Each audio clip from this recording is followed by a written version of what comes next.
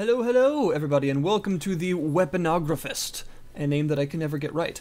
This has just recently come out on Steam. It is by Pooba and published by Mastertronic, who have actually been publishing some pretty good stuff recently, and some odd stuff, but definitely some good stuff. The first game of theirs I ever did was actually Runers, which I really liked, and they have continued to put some kind of interesting niche stuff up on Steam, so this is another one, and it is a I guess the more classic kind of roguelite style, like Binding of Isaac. It's actually kind of similar to Our Darker Purpose, actually, in the way that it feels. I guess let's just go into it. So the town here is kind of your hub that you'll always go back to, and like in a lot of these games recently, you're seeing a system where you can, instead of starting fresh every time, you can make yourself more powerful each time. So you will get this lovely green goop from things that you kill, and you can use it to upgrade yourself and the weapons you find. And first of all, I like the fact that this place is called the Arms Pit.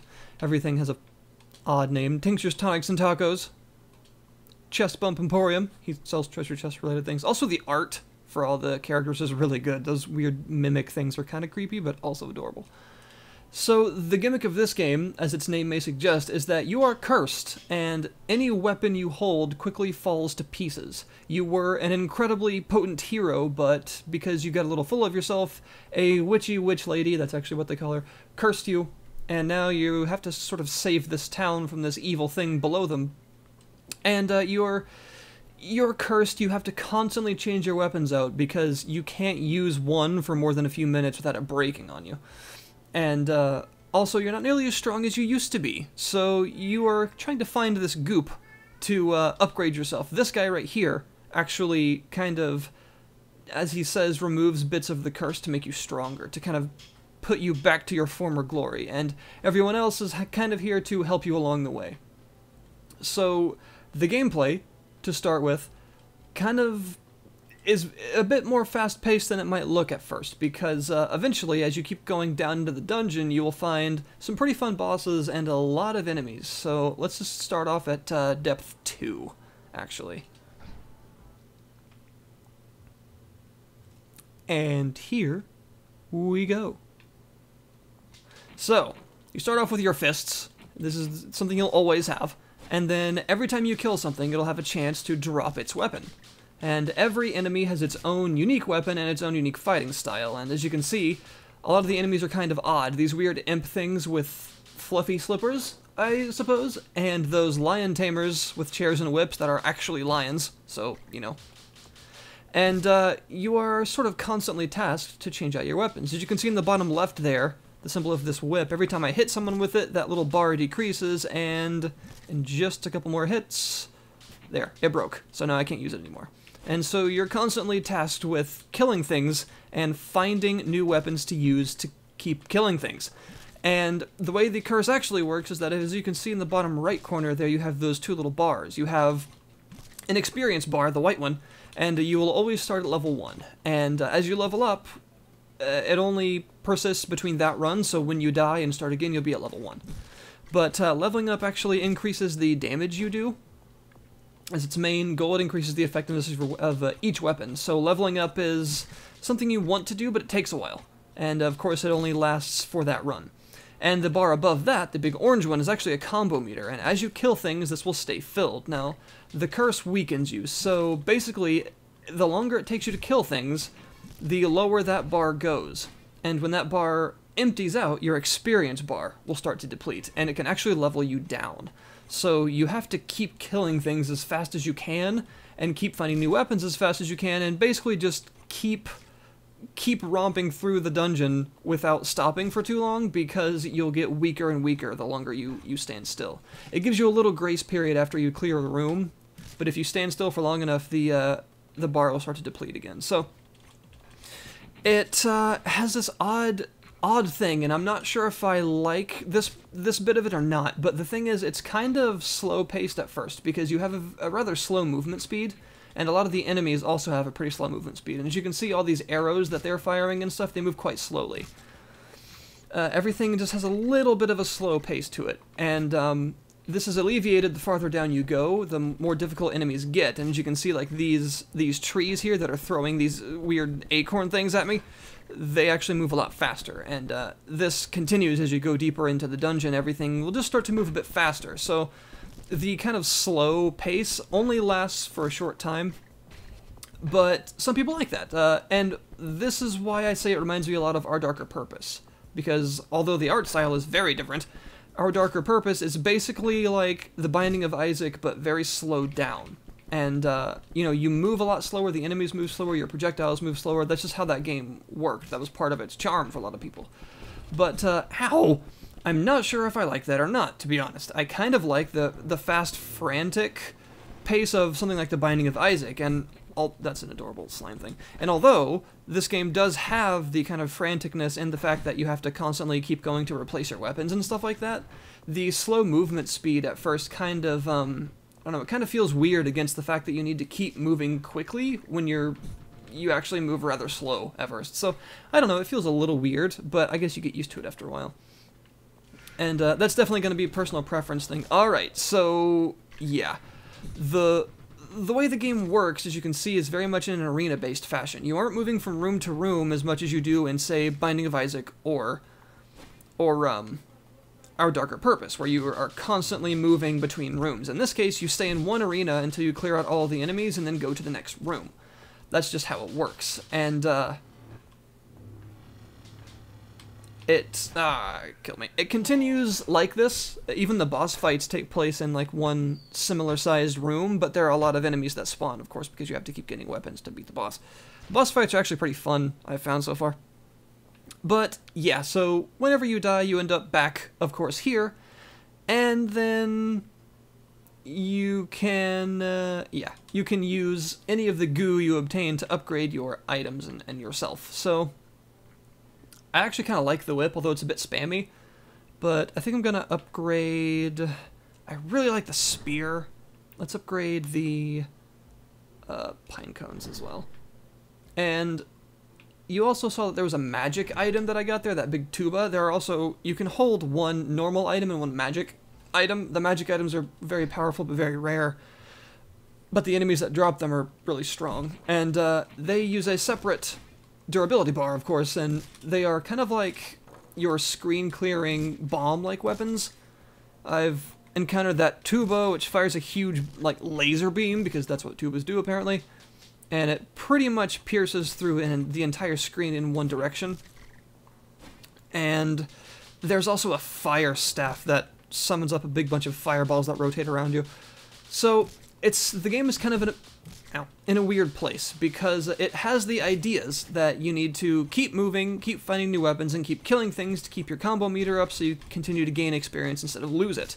But enemies, yourself, and bosses and things move quite slowly, so it feels a little weird. I guess it's that the combat itself is fast-paced, things tend to die quickly, you can't take a huge amount of hits, and you need to keep finding weapons. But the literal pace of the game itself, having to stay in one room until all the enemies die, and the fact that you move slowly, means that it feels kind of strange, because, I don't know, it's just an odd kind of, bit of dissonance, how you're supposed to do things quickly, and yet everything moves a little slower than you might expect.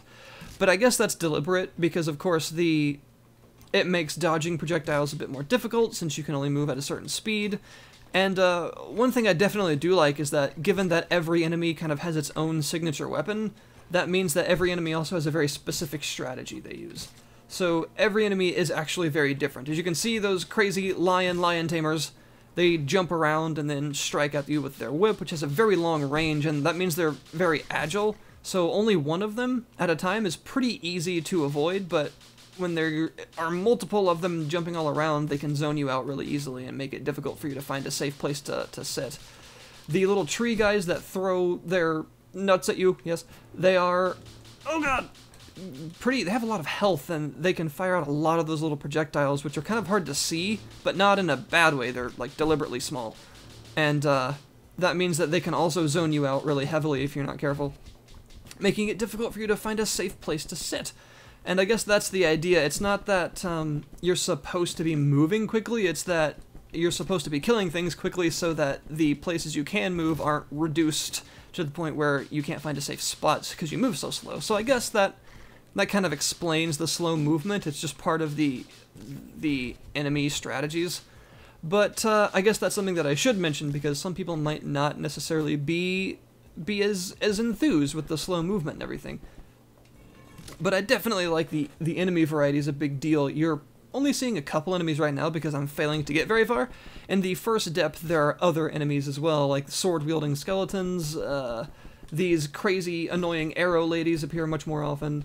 There are mobsters with Tommy guns, because that totally exists. And there are, oh gosh, big fire staff skeletal mage dudes. Yeah, there's actually quite a lot of enemy variety, and since each one has a specific weapon, that means you're kind of giving them priority in your mind, depending on which weapon you want at that given time.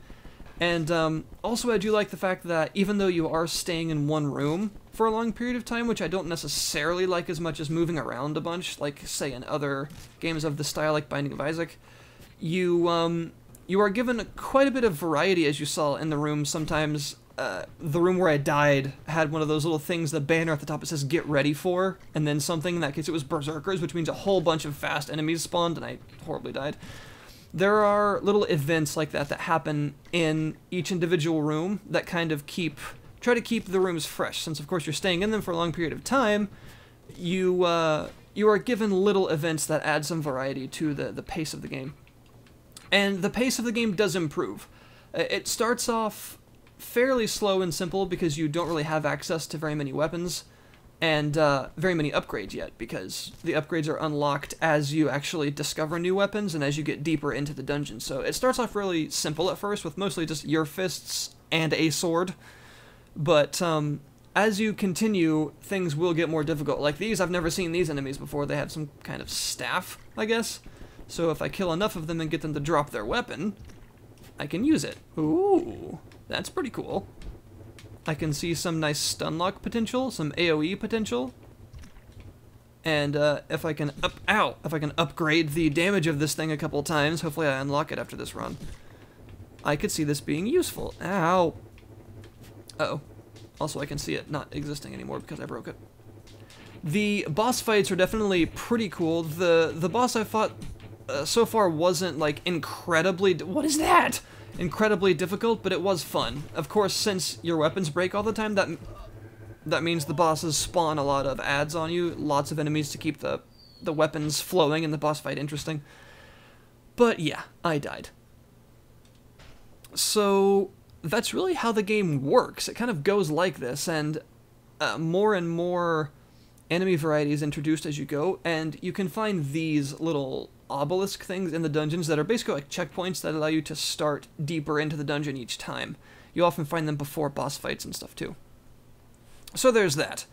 The game does have strategy. It's fairly simple, but it's complex enough to be actually a challenge later on, because you're constantly needing to adapt your strategies to both constant new enemy types coming in and the idea that, of course, you have to continue with your weapon choices, and the enemies break constantly. So you kind of have to, I guess you have to adapt on the fly, which is kind of the point. I wanted to start at depth 1 here just to show you some other enemy types. So these are like the really basic guys that you'll always fight at first. And since most of the variety of the game is actually based on unlocks, that means that the first few runs are going to be more simple. I guess it's similar to the concept behind Ziggurat, which is a game I really like. And that Ziggurat, you only have like a couple of weapons and a couple of perks unlocked at the very beginning, and you need to complete a couple of runs first to unlock more and more, and then that's where the variety and the strategy comes in, when you actually get more varied weapons and items to kind of make strategies with, because at first it's pretty simple. This game has the same kind of idea behind it. These like first couple of enemy types are pretty basic, and the only thing you're going to be seeing for a couple of levels. But once you start to unlock more upgrades and more weapons, then it starts to get more complicated, and that's when the challenge really actually kind of comes into its own. So, yeah, it's one of those games that's a bit of a slow burner at first. You're going to be playing for a couple of levels with basic equipment and not a huge amount of enemy variety, but it actually does have quite a bit, which I respect that. I'm sure most people on the channel know I'm a really variety-driven gamer. I like a lot of weapons, a lot of enemies, just a lot of places to go. And, even though you don't have a lot of places to go in this case, because you're not really... It doesn't necessarily feel like you're exploring a complex dungeon, it's more just like a series of small arenas. If you can deal with that, there is a lot of variety in the enemies and weapons, which I guess is probably the main point, because I guess in a similar way to the game Painkiller, the idea is that you're stuck in dungeons with a lot of enemies that you have to kill, and or stuck in arenas with a lot of enemies that you have to kill, and that's just sort of the idea. You go from arena to arena killing hordes of enemies, and although it's obviously nothing like Painkiller, the comparison that I'm trying to make is that the gameplay style is kind of similar, because you're, instead of given a complex level to explore, you're given open arenas to fight a bunch of varied enemies in. The variation comes in the enemies and weapons and not in the places you actually go to. So if this looks interesting to you, then I'd say give it a try. It's actually pretty fun. The movement and attacking and everything feels nice and smooth. It doesn't feel, I guess even though it's slow-paced, it doesn't feel clunky, and it's definitely not buggy. I haven't experienced any kind of weird bugs or glitches so far. All of the frame rate is just fine. It's always at a solid 60, although the loading is a bit weird sometimes. The loading times actually almost seem to freeze the game, and almost, the first time it did it, I thought the game crashed. It didn't. It just felt, oh god, felt odd. I have a giant tuba laser. And I like the variety that the game gives you in, even though you're only going into a small number of rooms, like in this case there's a slime storm, the rooms tend to have a couple of varied different events that can happen to keep it interesting. So yeah, this is definitely not a copycat type of game in terms of games like Binding of Isaac. It is obviously in a similar style, but it does have its own mechanics and its own gameplay. So if it looks interesting to you, check it out on Steam. There is a demo available, by the way. The demo is pretty basic. It doesn't let you get very far, but it will give you an idea of how the game feels and how the game plays and how the early game is like and the upgrade system kind of works. Although, like I said, it can be a bit misleading at first, because the game definitely starts off slow, but it doesn't feel like that all the way through.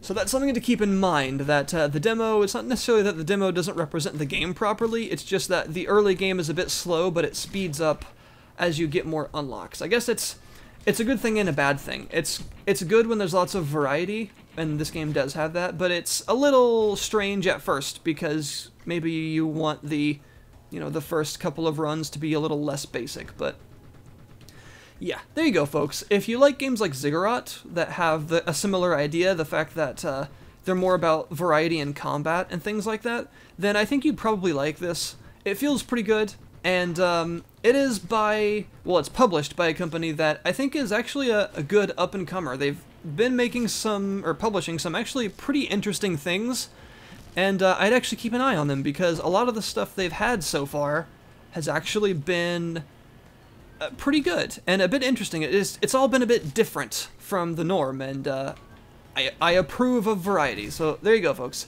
This has been the Weaponographist. You can get it now on Steam. I'll put a link in the description below this video to the store page so you can check it out if you want. And remember, there is a demo to try, so before you buy, you can just see if you like the way it feels. But again, just remember, a bit of a slow beginning, so yeah. There you go, folks. I hope you enjoyed the video. Anything else you would like to see, let me know. Oh, double goop power-up. And as always, I'll see you guys next time. Also, as a little bonus, here is the boss fight for the first boss. I'm gonna go ahead and set a checkpoint here and go to the boss fight. So this is the first boss that you'll be facing. It is a giant mecha dinosaur thing that is going to throw up enemies for you to fight, and also it has some kind of crazy laser blaster technology on its back, because reasons. It's actually a pretty fun boss fight. It gets hectic because it will spawn more and more enemies. Of course, that's necessary for you to actually keep your weapons updated, but since there are so many enemies and stuff like that, that means that your weapons are going to break even faster than normal. And I feel like the boss fights in this game are actually its best part, because this is where the kind of fast and frantic nature of the game actually kind of comes into its own. I feel like the boss fights and the way that you have to fight during them is actually kind of the general idea they were actually going for with the game as a whole. And so I think that they're the best example of the gameplay to show, so I wanted to show you one. I'm excited continually to see what kind of new enemy types I'm going to be running into later on in the dungeon, and especially what kind of new bosses I'm going to have to face. So the game definitely keeps you guessing, and I think that the large variety in enemies and weapons is enough to keep you going as long as you're interested in the core gameplay, which definitely isn't bad. So, there we go. One dead boss, and a bunch of goop to use. Also, every time you defeat a boss, the enemies will actually be getting a bit more difficult as you continue to go down in depths. And I guess I should also mention that the art style is pretty good. All of the drawings and things are done really well, especially of the shopkeepers. I could look at those for ages. But also the all of the art for the in-game sprites and everything is pretty well done. Like I said, all of the enemies are kind of funny because there's weird imps with house slippers and lion tamers that are lions and weird purple-skinned mobster demons.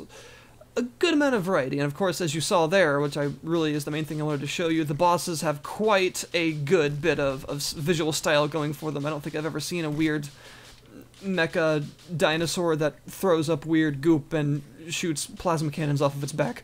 So whatever they were using to design the enemies is apparently some pretty good stuff. And yeah, I just kind of wanted to end the video with that because I thought that's the most fair way to show off the game, to show you the fact that the boss fights really kind of show how the game can shine in its faster versions of the gameplay. I think that's what they were really going for. So there you go, folks. Thanks again. And now, I'll see you next time.